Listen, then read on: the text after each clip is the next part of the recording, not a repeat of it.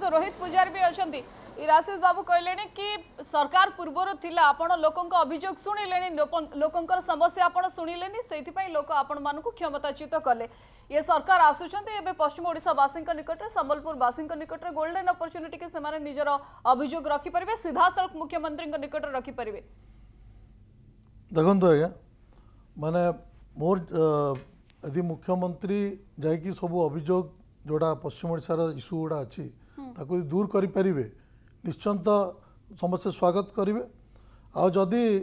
न कले एटा गोटे जमी आज्ञा कहले प्रचार रे समित रही गोटे खाली मीडिया गिमिक कहले भूल हम ना एवं आमर जो मुख्य दाबी रही जोटा मुझे काली मेल करी मुख्यमंत्री को आमर हीराकुद डैम आज आ महानदी आमर पानी सुखी सुखी जाऊँगी सबू जो इलीगल बैरेज छत्तीसगढ़ रही सेटा केबे बंद हम से इलीगल बैरेज केबे हटिबो से दिगरे आज मुख्यमंत्री पदक्षेप नेवा दरकार। हाईकोर्ट बेंच से मैंने कही इलेक्शन आगु कि हाईकोर्ट बेंच आम करूँ संबलपुर में सेटा से करंतु एम्स आम एस्टाब्लीश करूँ कही सेटा करंतु आमर भीमसार सुपर स्पेशलिटी हॉस्पिटल जोड़ा नवीन पट्टनायक करके रखिंट किंतु एपर्यंत सेटा रेडी हला पर भी सेटा लोकों काम आसुना सेटा को आरंभ करते भीमसार को ध्यान दिंतु आमर जो मेगा ड्रिंकिंग वाटर प्रोजेक्ट सबू पूरा जिला सारा चली सब गाँव प्रत्येक घर को जीव सेटा केमती काम सर से दिगरे पदक्षेप नियंतु। 24 वर्ष हलानी रोहित बाबू आपन को सरकार कोन करूथिले सेटा दाबी थिला आपन को पश्चिम ओडिसा को लेके आपन को सरकार कोन एटा मैडम मु कहया पे चाहे एटा गोटे टैग लाइन हे गलानी हमर बीजेपी नेतांकर 24 वर्ष शुणु 24 वर्ष रु 9 वर्ष से थिले निजे सरकार रे थिला हम संगे एवं तांगर केंद्र सरकार 2014 रो अछि से माने खाली 5 वर्ष यदि तांको सपोर्ट न थाई पारे किंतु हमर संबलपुर रे जे विधायक रही थिले जया मिश्र बाबू से 24 वर्ष हला एना 20 वर्ष हला एमएलए अछंती 20 वर्ष मुख्यमंत्री के थिले आज मुख्यमंत्री मत सारे मुख्यमंत्री ग्रीवेंस करे पे आसीबे थरे आसीबे आ मे भी 5 वर्ष आ थरे दुई थरे आसीबे आपन को मुख्यमंत्री त रिचेबल में नथिले मत सारे कम से कम लोक तो जाउ हजार हजार संख्या रे मोहन माझी को देखिया पई लोकल एमएलए तांको भेटिबा पई लोकल एमएलए एमपी जनसाधारण केबे माने लास्ट 20 वर्ष रे मु ग्रीवेंस करिवार देखि नाही एवं एमएलए रो दायित्व होउची ग्रीवेंस करिवार एमएलए होउची ब्रिज बिटवीन द गवर्नमेंट खुशी होबा कथा ना आपण खुशी होबा कथा कि जदि निजे मुख्यमंत्री जाउछन्ती ग्रीवेंस सुनिया पई आपण खुशी होबा कथा ना एटा मु कहू मुख्यमंत्री सुजोग ओडिसा वासी को मिलिला जो स्थानीय खाली आमर तो सेठी गोटे संबलपुर एना कचड़ा पेटी रे परिणत हलानी डस्टबिन रे परिणत हलानी आज जो पड़ा को जीवे पीवा पानी ड्रेनेज रास्ता सब खराब अवस्था रे रोहित बाबू आपन सरकार करूथिला कोन वर्तमान 10 मास रो सरकार को आपण प्रश्न करिसथि 24 वर्ष सरकार को लोक प्रश्न करिवे ना नाही आपण नरसिंह बाबू एमएलए थिले बलांगीर तांकर डेवलपमेंट बलांगीर रहिछि किंतु एठी हमर गोटे सोई थिबा एमएलए 20 वर्ष ला थिले से केबे ग्रीवेंस करंतिनी कौन सी इश्यू उठाती विधानसभा रे लोकल लोकंकर एवं केबे मो जाने हिसाब रे गोटे प्रपोजल या ये देना थी मु नरसिंह को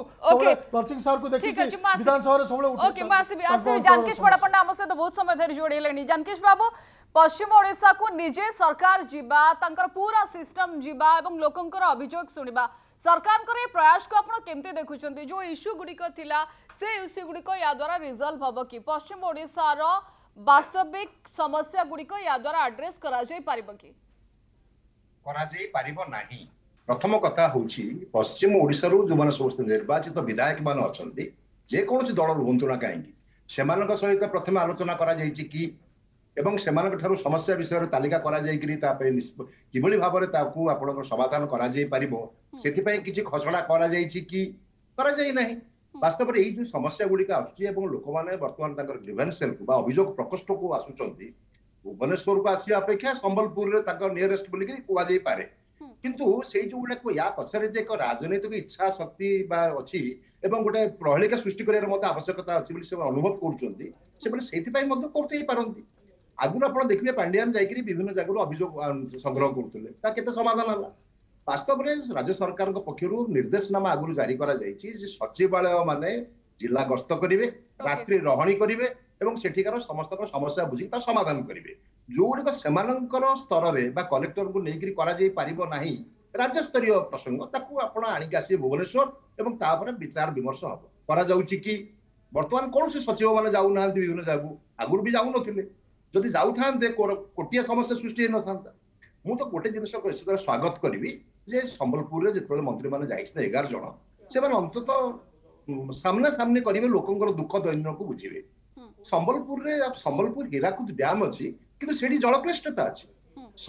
ବଲାଙ୍ଗୀରର ଯୋଉ ଲୋକମାନେ ଅଛନ୍ତି କିମ୍ବା କଳାହାଣ୍ଡିର ଲୋକମାନେ ଅଛନ୍ତି, ତାଙ୍କର ସମସ୍ୟା ଅଲଗା। ଏଇ ଯୋଉ 11 ଜଣ ମନ୍ତ୍ରୀ ହୁଅନ୍ତୁ କି 5 ଜଣ ବି ହୁଅନ୍ତୁ ପଛିକେ, ସେମାନେ କଣ ଯାଇକିରି ଭବାନୀପାଟଣାରେ ଏଭଳି କ୍ୟାମ୍ପ କରିବାକୁ ଚାହିଁବେ କି?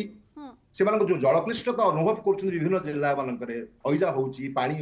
ମୁନ୍ଦେ ପାଣି ପିଇବାକୁ ପାଉନାହାନ୍ତି, ତାକୁ ସେମାନେ ତୁରନ୍ତ ସମାଧାନ କରିପାରିବେ କି? ମୁଁ ତ ଖୁସି ହେଇଥାନ୍ତି ସେମାନେ ଆସିବା ପୂର୍ବରୁ ଯଦି ଏଇଗୁଡିକ ପ୍ରଥମେ ସମାଧାନ କର, କାରଣ ଏଗୁଡିକ ହଉଛି ସାଧାରଣ ସମସ୍ୟା। ସାଧାରଣ ସମସ୍ୟା ଗୁଡିକ ସମାଧାନ କରିବା ପାଇଁ 10 ମାସ ଯଥେଷ୍ଟ ଥିଲା, ତାକୁ ମଧ୍ୟ ସମାଧାନ କରାଯାଇ ପାରିଥାନ୍ତା। ଯାହା ଫଳରେ କି ଆଜି ଯେଉଁଭଳି ଗହଳି ହଉଛି, ସେ ଗହଳି କମି ଯାଇ ପାରିଥାନ୍ତା ଏବଂ ଯୋଉମାନଙ୍କର ବାସ୍ତବର ଅସୁବିଧା ଅଛି ଆମେ ତାକୁ ଆଡ୍ରେସ କରାଯାଇ ପାରିଥାନ୍ତା। ଇଏ ହେଲା ଗୋଟିଏ। ଦ୍ୱିତୀୟ କଥା, ମାନ୍ୟବର ମୁଖ୍ୟ ଶାସନ ସଚିବ ଗୋଟେ ନିର୍ଦ୍ଦେଶନାମା ଜାରି କରିଛନ୍ତି ଯେ ବିଭିନ୍ନ କୋର୍ଟ ଏବଂ ହାଇକୋର୍ଟ ଏବଂ ଆପଣଙ୍କର ସୁପ୍ରିମ କୋର୍ଟରେ ଯାହା ସବୁ ଜଜମେଣ୍ଟ ସରକାରଙ୍କ ବିରୁଦ୍ଧରେ ଆସିଛି, ସରକାରୀ ଏମ୍ପ୍ଲୟି ମାନଙ୍କର ହଉ କି ବିଭିନ୍ନ କ୍ଷେତ୍ରରେ ହଉ, ସେଗୁଡିକ ଅଗ୍ରାଧିକାର ଭିତରେ କାର୍ଯ୍ୟକ୍ରମ ହାତକୁ ନିଆଯାଉ, ଆପିଲ କରା ନଯାଉ,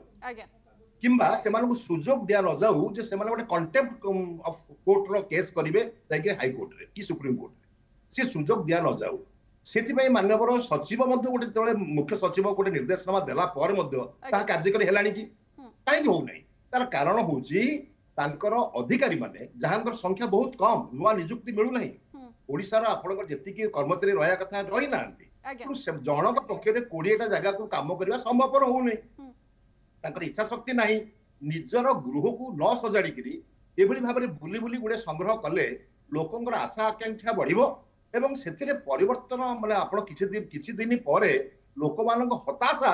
ହିଁ ଗୋଟେ ଆପଣ ଆମନ୍ତ୍ରଣ କରୁଛନ୍ତି। ମୁଁ ତ କହିବି, ଟଙ୍କଧର ବାବୁଙ୍କୁ ଅନୁରୋଧ କରିବି, ଅନ୍ତତଃ ଏଇ ଜିନିଷ ଗୁଡିକ ତାଙ୍କର ସରକାରଙ୍କୁ କୁହନ୍ତୁ ଯେ ଲୋକମାନଙ୍କର ଆଶା ଅଛି, ଲୋକଙ୍କର ବିଶ୍ୱାସ ଅଛି ତାଙ୍କ ସମାଧାନ ହେଇଯିବ, କିନ୍ତୁ ସେଗୁଡିକ ଯଦି ଠିକ ସମୟ ଭିତରେ ସମାଧାନିତ ନ ହେଇପାରେ, ତାହା ଯୋଉ ଭୟଙ୍କର ପରିସ୍ଥିତି ସୃଷ୍ଟି କରିବ, ସେଥିପାଇଁ ମଧ୍ୟ ସେମାନେ ପ୍ରସ୍ତୁତ ହବାର ଆବଶ୍ୟକତା ଅଛି। ଲୋକଙ୍କୁ ଆଶା ଦବା, ଯେମିତି ଶ୍ରୀଯୁକ୍ତ ମିଶ୍ର କହୁଥିଲେ, ଲୋକମାନଙ୍କୁ ଯଦି ଆଶା ଦିଆଯିବ ଯାହା ସମସ୍ୟା ସମାଧାନ ହେଇଯିବ, ଲୋକ ଆସିବେ ଏବଂ ଯାହାର ବି କିଛି କାମ ନଥିବ ସିଏ ବି ଆସିକି ସମସ୍ୟା କଥା କହିବେ। ସମସ୍ୟା ସମାଧାନ କରିବା ପାଇଁ ଆମେ भारतीय जनता पार्टी विधायक इराशिष आशा करुच्ची आपण जानकीश बड़पंडा को शुणुथिबे, अनेक क्षेत्र में काम करछंती, दीर्घ वर्षर अभिज्ञता तांकर रहिछि समाज सेवा रे, वास्तव रे को जगह रे कोन इश्यू अछि से कथा को बेस भल भाबे बुझिछंती जानकीश बड़पंडा।